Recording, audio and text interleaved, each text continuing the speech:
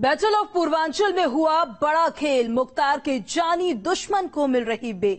काली नगरी के petrol pump ने उगले हथियार। माफिया के खिलाफ कार्रवाई ने पकड़ी रफ्तार। क्या तैयार हो रहा है पूर्वांचल का रक्तपथ? नमस्कार, न्यूज स्टेट देख रहे हैं आप। उस पे क्राइम कंट्रोल में मैं हूं आपके साथ पूजा खंडूरी। पूर्वांचल की धरती पर फिर एक बार हलचल मचती नजर आ रही है। एक तरफ जाने माने बाहुबली विजय मिश्र के पेट्रोल पंप के हथियारों का जखीरा निकला है, तो दूसरी तरफ मुख्तार के सबसे बड़े दुश्मन ब्रजेश को बेल मिल रही है। तो क्या इस सब के बाद अब पूर्वांचल का रक्तपथ तैयार हो जाएगा? इसी को समझने की आज कोशिश करेंगे, लेकिन उससे पहले नजर डालेंगे क्राइम की सुर्खियों पर। प्रस्तुतकर्ता क्विक हील। आपके पीसी में कौन रहता है, वायरस या क्विक हील? सह प्रायोजक मेरा रूप श्रृंगार, सुंदर त्वचा, आकर्षक निखार। बाहुबली पूर्व विधायक विजय मिश्र के पेट्रोल पंप से भारी तादाद में मिले हथियार, AK-47 और कारतूस बरामद। विजय मिश्र के बेटे विष्णु मिश्र से निशानदेही पर बरामदगी का दावा। कन्नौज में इत्र कारोबारी बबुआ गुप्ता के कारखाने में छापेमारी। इटावा और फारूकाबाद की संयुक्त GST टीम ने मारा छापा, मचा हड़कंप। हरदोई में लव जिहाद का मामला आया सामने। मुस्लिम युवक पर लगा हिंदू बनकर युवती को फंसाने का आरोप। मुकदमा हुआ दर्ज।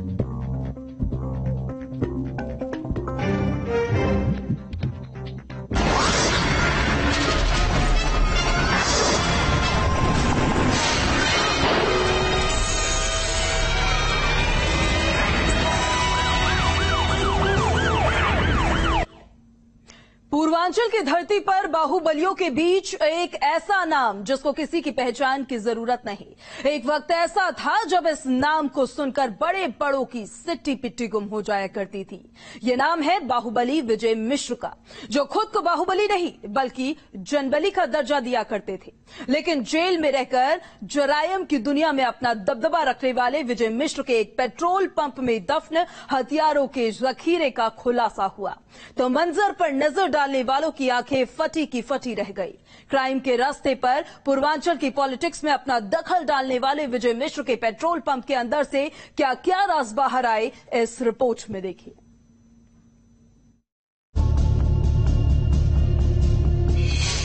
बाहुबली के ठिकाने पर हथियारों का जखीरा।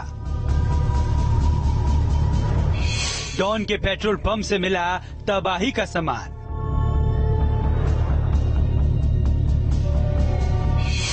जेल से क्राइम कंट्रोल करने वाला विजय मिश्र।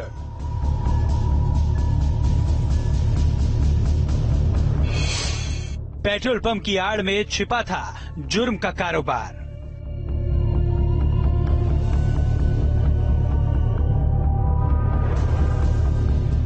हथियारों का जखीरा था, हर तरफ तबाही का सामान बिखरा हुआ था। पुलिस वाले गोलियों की गिनती करते करते थक गए, लेकिन हथियारों के इस जखीरे में किसी तरह की कमी नहीं आई।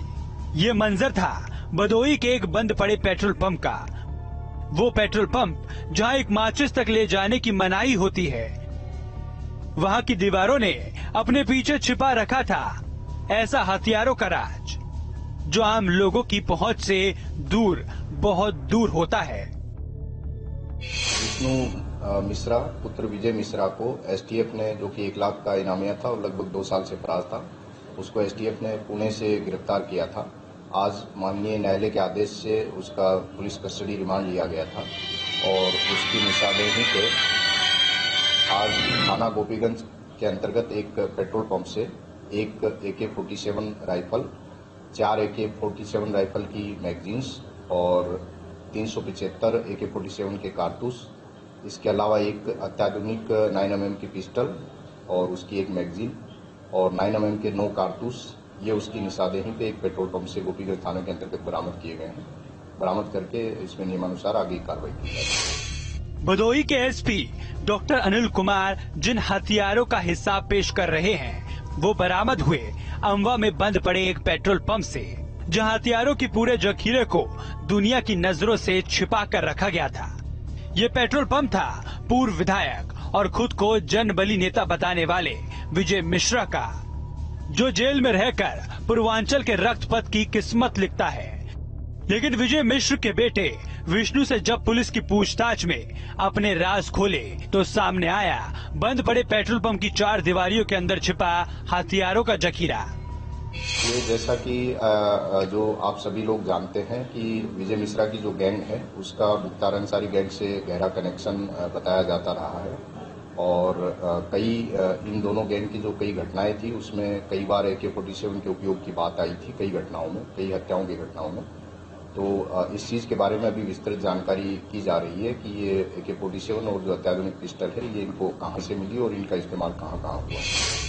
यानी पूर्वांचल के रास्ते के रक्त के लाल रंग में रंगने वाले तमाम गैंगवॉर में इन हथियारों का भी अपना रोल रहा है।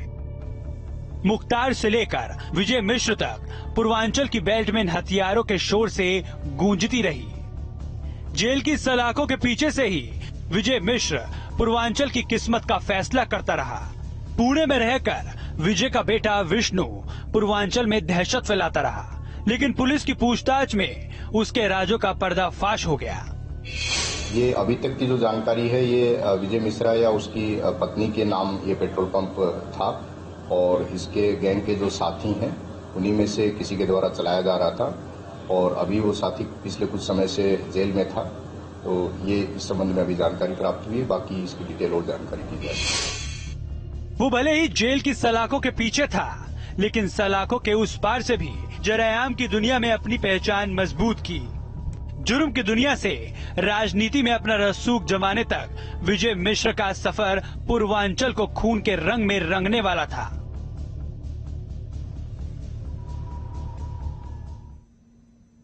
भदोही के उस बंद पड़े पेट्रोल पंप का ताला खुला तो सामने बाहुबली के साम्राज्य का खुलासा हो गया।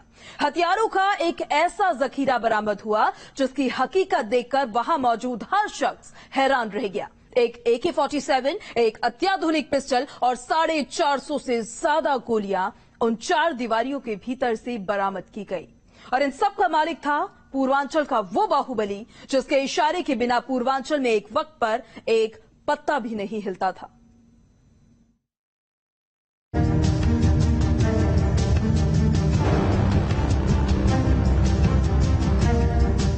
एक वक्त था जब पूर्वांचल में उसकी इजाजत के बिना एक पत्ता तक नहीं हिलता था।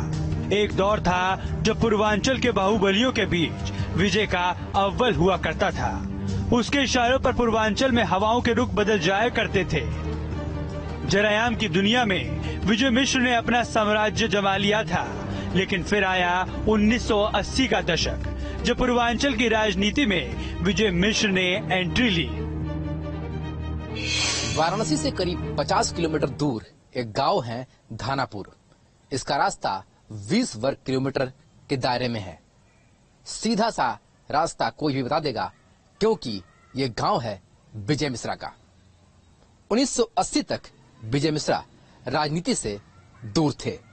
वो पेट्रोल पंप और ट्रक चलवा रहे थे, पर उस समय के सीएम रहे कमलापति त्रिपाठी ने कहा कि विजय, धंधा तो चलता रहेगा, तुम राजनीति में आ जाओ।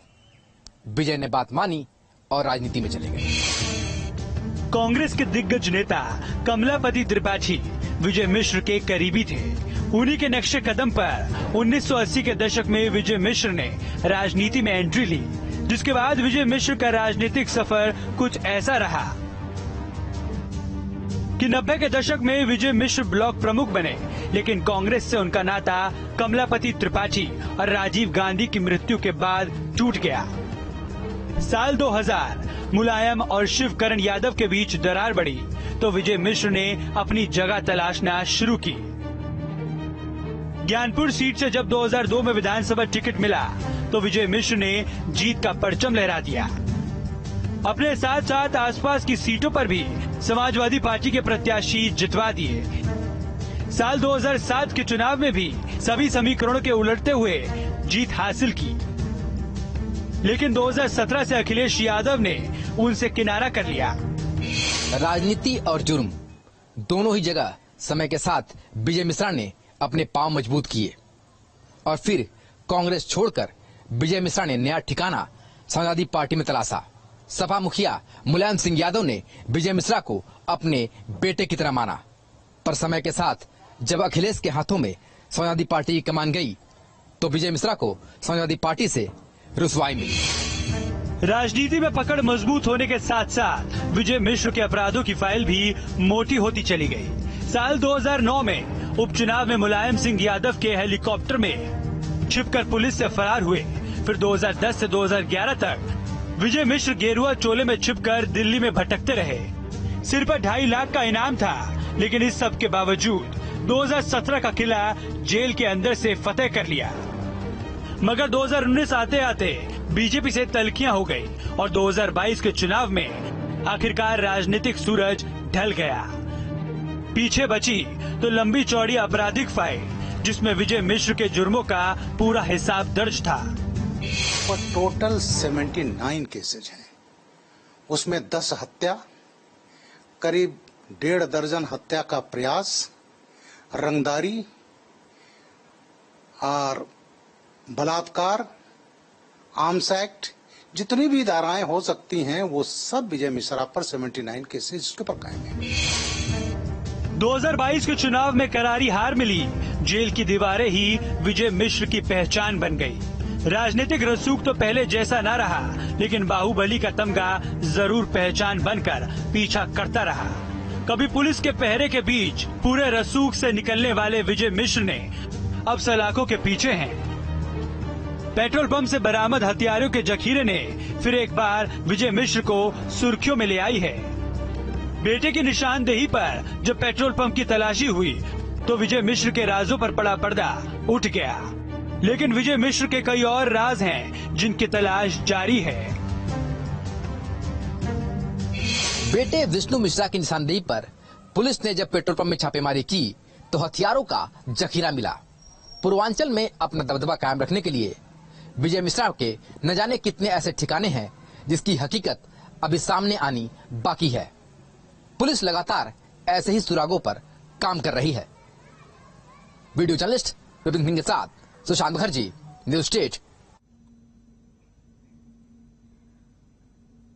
तो पूर्वांचल के रक्तपथ पर एक तरफ अगर हथियारों का जखीरा निकला तो दूसरी तरफ पूर्वांचल के क्रिमिनल बैटल का सबसे बड़ा किरदार 14 साल की जेल में सजा काटकर बाहर आ रहा है। और ये नाम है बाहुबली ब्रजेश सिंह का, जो बीते 14 सालों से जेल की सलाखों के पीछे थे। लेकिन अब एक केस में उनको हाईकोर्ट की तरफ से शर्तों के साथ जमानत मिल गई। इस जमानत के बाद अब पूर्वांचल की जमीन कैसे गैंग वॉर के लाल रंग में रंग सकती है, पूर्वांचल के रक्तपथ पर ब्रजेश की एंट्री का क्या असर हो सकता है, इस रिपोर्ट में दिखाते हैं।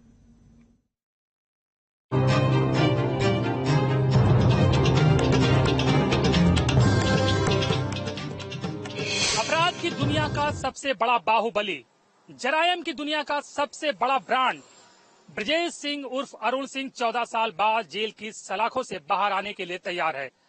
हाई कोर्ट ने ब्रजेश सिंह को एक मामले में सशर्त जमानत दी है, जिसके बाद उसके जेल से बाहर आने का रास्ता लगभग साफ हो गया है। 14 साल तक वो सलाखों के पीछे रहा। 14 साल तक वो अदावत की आग में जलता रहा। दशकों तक पूर्वांचल की धरती को खून से लाल करने वाले इस बाहुबली की वापसी का रास्ता एक बार फिर से खुलता दिख रहा है। पूर्वांचल के बाहुबलियों में वो सबसे बड़ा किरदार है। जरायम की दुनिया में वो सबसे बड़ा ब्रांड है। वो है ब्रजेश सिंह उर्फ अरुण सिंह। एक दौर था जब पूर्वांचल की धरती खून के लाल रंग से सनी हुई थी और इसके पीछे वजह था बाहुबली ब्रजेश, जिसकी मुख्तार से अदावत के किस्से आज भी पूर्वांचल की हवाओं में ताजा हैं। बात गाजीपुर की है, जब 15 जुलाई 2001 को मोहम्मदाबाद थाना क्षेत्र में ऊसर चट्टी इलाके में तत्कालीन मऊ विधायक मुख्तार अंसारी के काफिले पर ब्रजेश सिंह और त्रिभुवन सिंह ने मिलकर जानलेवा हमला किया। हमले में मुख्तार अंसारी की गनर समेत 3 लोगों की मौत हो गई। साथ ही हमले में ब्रजेश सिंह भी घायल हुआ। 15 जुलाई 2001 में गाजीपुर के मोहम्मदाबाद इलाके में मऊ सदर से तत्कालीन विधायक रहे मुख्तार अंसारी के काफिले पर ब्रजेश सिंह और उसके गैंग ने जानलेवा हमला किया था। इस हमले में मुख्तार अंसारी के गनर समेत 3 लोगों की मौत हुई थी। बाद में 15 लोगों को आरोपी बनाया गया। पुलिस ने 4 लोगों के खिलाफ चार्जशीट दाखिल की, जिसमें से 2 लोगों की मौत ट्रायल के दौरान ही हो गई और 2 लोगों के खिलाफ मुकदमा अभी भी जारी है, जिसमें से एक नाम ब्रजेश सिंह का है। और इसी मामले में ब्रजेश सिंह को हाई कोर्ट ने सशर्त जमानत दी है। मुख्तार अंसारी को सीधे सीधे खुला चैलेंज देने वाला माफिया ब्रजेश पूर्वांचल के रक्त पथ का पुराना किरदार है। इसके हाथों पर पूर्वांचल को खून के रंग में रंगने के निशान है। पूर्वांचल की जमीन ने जब जब गैंगवार के किस्सों को बयां किया तो उन किस्सों में जिक्र ब्रजेश का भी आया। जराइम की दुनिया में ब्रजेश की एंट्री भी पूरी तरह फिल्मी रही। बात 1984 की है, जब बनारस में चौबेपुर थाना इलाके के धौरहरा में ब्रजेश के पिता की हत्या कर दी गई। 1985 में हत्या के आरोपी हरिहर सिंह का कत्ल ब्रजेश ने कर दिया। बस यहीं से एक के बाद एक जुर्म से ब्रजेश का नाम जुड़ता चला गया और वक्त के साथ 40 से ज्यादा केसेस ब्रजेश के नाम से जुड़े। ब्रजेश सिंह की अगर हम बात करें तो जराइम की दुनिया में सबसे पहला कदम उसने 1984 में रखा था, जब बनारस के चौबेपुर थाना क्षेत्र के धौरहरा गांव में ब्रजेश सिंह के पिता की हत्या कर दी गई थी। और 1985 में पिता की हत्या के आरोपी हरिहर सिंह की भी हत्या हो गई और उसमें नाम आया ब्रजेश सिंह का और ब्रजेश सिंह के खिलाफ चौबेपुर थाने में मुकदमा दर्ज हुआ। और एक बार मुकदमा दर्ज होने के बाद ब्रजेश सिंह लगातार मुकदमों के जाल में फंसता गया। एक के बाद एक उसके खिलाफ यूपी, बिहार, झारखंड, ओडिशा, बंगाल, गुजरात, महाराष्ट्र और दिल्ली में कुल 40 से भी ज्यादा मुकदमे दर्ज हुए। पूर्वांचल में वर्चस्व की लड़ाई में दो सबसे अहम किरदार है। एक है मुख्तार अंसारी, जो किसी की पहचान का मोहताज नहीं, और दूसरा नाम है ब्रजेश सिंह का, जो मुख्तार का जानी दुश्मन माना जाता है। अब 14 साल के बाद सलाखों के पीछे से ब्रजेश वापस आजाद हो रहा है, तो उसका असर पूरे के पूरे पूर्वांचल पर नजर आना तो तय है। अब ब्रजेश के बाहर आने के बाद पूर्वांचल फिर गैंग वॉर की आग में क्या तप सकता है, इस रिपोर्ट में समझिए।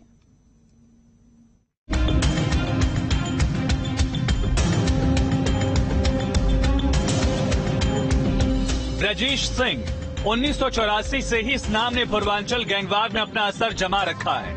15 साल से वो भले ही सलाखों के पीछे हो, लेकिन अब उसके बाहर आने का मतलब है माफिया मुख्तार के गुर्गों और ब्रजेश के बीच सीधी जंग। शायद यही वजह है कि पूर्वांचल को फिर एक बार खूनी गैंगवार का डर सता रहा है। ब्रजेश सिंह बाहर आने वाला है, लेकिन इसके साथ ही पुलिस के माथे पर शिकन बढ़ गई है, पुलिस की परेशानियां बढ़ गई हैं, क्योंकि योगी राज में जो गैंगवार एक तरह से लगभग खत्म हो गई थी। माना जा रहा है कि पूर्वांचल, जो कि गैंगवार के लिए हमेशा से जाना जाता रहा है, वहां पर एक बार फिर से गैंगवार की बाढ़ आ सकती है, क्योंकि एक तरफ मुख्तार अंसारी गैंग से ब्रजेश सिंह गैंग की पुरानी अदावत है और मुख्तार अंसारी पर जानलेवा हमला भी किया था ब्रजेश सिंह ने। मुख्तार अंसारी पिछले कई सालों से जेल में भले बंद हो, लेकिन उसका गैंग अभी पूरी तरह से खत्म नहीं हुआ है। हालांकि योगी सरकार की कार्रवाई में गैंग छिन्न भिन्न हुआ है, लेकिन बची खुची ताकत के साथ ब्रजेश सिंह पर बदले की कार्रवाई कर सकता है मुख्तार अंसारी का गैंग, ऐसा माना जा रहा है। और इसके साथ ही जिस हरिहर सिंह की हत्या में 1985 में ब्रजेश सिंह का नाम आया था, उसका बेटा बीकेडी सिंह अभी भी फरार है और 1 लाख का इनामिया है। और माना जा रहा है कि अपने पिता की हत्या का बदला लेने के लिए बीकेडी सिंह ब्रजेश सिंह पर हमला कर सकता है। पूरे पूर्वांचल में ब्रजेश के दुश्मनों की कोई कमी नहीं। एक तरफ मुख्तार से उसकी अदावत पहले भी पूर्वांचल में खूनी जंग की वजह बन चुकी है, तो दूसरी तरफ ब्रजेश का जानी दुश्मन यानी 1 लाख का इनामी बीकेडी ठाकुर अपने बाप की मौत का बदला लेने की फिराक में है। जाहिर है पूर्वांचल की धरती फिर खून के लाल रंग में रंग सकती है, लिहाजा हिफाजत के जिम्मेदारों को एक एक कदम फूंक फूंक कर रखना होगा। पूर्वांचल में एक तरह से जो कि पहले से ही गैंगवार के लिए बदनाम रहा है, वहां गैंगवार थमी हुई है पिछले 5-6 साल से सरकार की सख्ती के बाद। लेकिन ब्रजेश सिंह ने इतने दुश्मन बनाए हैं अपने अपराध की दुनिया में कि कौन उस पर कब हमला कर दे, इसके बारे में कोई पूर्वानुमान लगाना बहुत मुश्किल है। जाहिर बात है कि ब्रजेश सिंह जब बाहर आएगा तो उसके साथ एक तरफ जहां उसकी खुद की 50 की सिक्योरिटी रहेगी, दूसरी तरफ पुलिस को भी उसकी सुरक्षा के विशेष इंतजाम करने पड़ेंगे, नहीं तो पूर्वांचल की सड़कें एक बार फिर से गैंगवार और गोलियों की तड़तड़ाहट से गूंजती हुई नजर आ सकती हैं। वीडियो जर्नलिस्ट के साथ अनिल यादव, न्यूज स्टेट लखनऊ। वो 4 लोग अपने दोस्त की प्रेमिका से मिलने के लिए पहुंचे, लेकिन उन चारों हैवानों के इरादे बहुत ही डरावने थे। उन दरिंदों ने पहले उस लड़की को अपनी हवस का शिकार बनाया, उसके बाद उसका कत्ल कर दिया और लाश को कुएं में ठिकाने लगा दिया। लेकिन कत्ल जैसे जुर्म के दाग कभी कातिल के हाथों से मिटते नहीं। जौनपुर के उन भेड़ियों के साथ भी कुछ ऐसा ही हुआ। इस रिपोर्ट में देखिए दोस्त की प्रेमिका का खून करने वाले उन कातिलों तक कानून का फंदा आखिर कैसे पहुंचा। दोस्त की प्रेमिका से दरिंदगी, 4 शातिरों को पुलिस ने किया गिरफ्तार। दोस्त की प्रेमिका के साथ घिनौनी वारदात, दुष्कर्म के बाद कर दिया लड़की का कत्ल। 4 हैवानों पर कसा पुलिस का शिकंजा। इन 4 हैवानों ने तो ऐसे संगीन वारदात को अंजाम दिया जिसकी सच्चाई सुनकर शायद दोस्ती भी शर्म से पानी पानी हो जाएगी। अपने दोस्त की प्रेमिका पर गंदी नजर रखने वाले इन दरिंदों की करतूत का खुलासा हुआ तो इनका इकबाले जुर्म सुनकर पुलिस सन्न रह गई। दिनांक 23/7/2022 को थाना बक्सा अंतर्गत एक गांव में एक वयस्क एक लड़की के गायब होने की सूचना अंकित कराई गई थी, जिसमें दिनांक 28/7/2022 को उसकी डेड बॉडी एक कुएं में मिली थी जो लगभग सूखा था और पुलिस ने सूचना मिलते ही वहां तत्परता पूर्वक जाकर के उस डेड बॉडी को निकाला, सारे साक्ष्य संकलित किए, उनको संरक्षित किया और पंचायतनामा और पोस्टमार्टम की कार्रवाई कराई।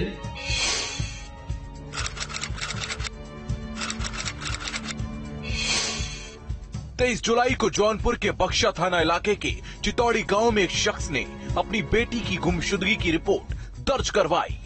5 दिन की तलाश के बाद उस लड़की की लाश इलाके में सूखे पड़े एक कुएं से बरामद हुई।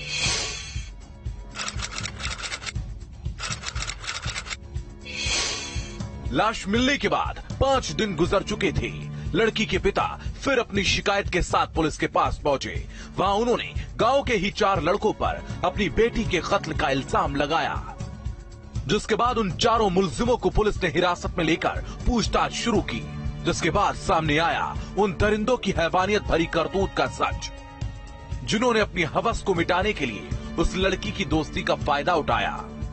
रात के अंधेरे में उसको बुलाया, उसके साथ दरिंदगी की गई और फिर चाकुओं से हमला करके उसे मौत की नींद सुला दिया गया और लाश को गांव के ही एक कुएं में ठिकाने लगा दिया।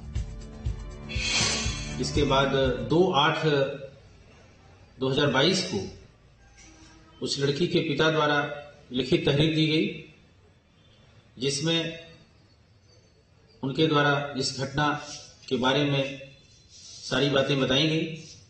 घटनाक्रम के अनुसार इस घटना में विकास गौतम, राहुल गौतम, फूलचंद गौतम और मंजेश गौतम, ये सभी जो लड़के हैं ये उस लड़की से पहले से ही परिचित थे। इन लोगों ने मिल करके पहले लड़की को रात में बुलाया, उसके साथ बलात्कार किया और चाकू से उसकी हत्या कर दी और उसकी डेड बॉडी को गांव के ही किनारे कुएं में डाल दिया, शव को छिपा दिया।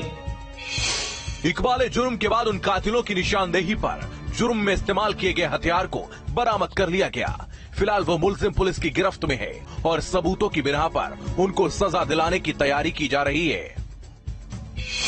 इस घटनाक्रम का पुलिस ने बहुत ही कम समय में अनावरण किया और सभी अभियुक्तों को गिरफ्तार किया। अभियुक्तों की निशानदेही पर इस घटना में प्रयुक्त आला कत्ल जो चाकू है इसको रिकवर किया और उस पर जो साइंटिफिक एविडेंस थे उनको संरक्षित किया।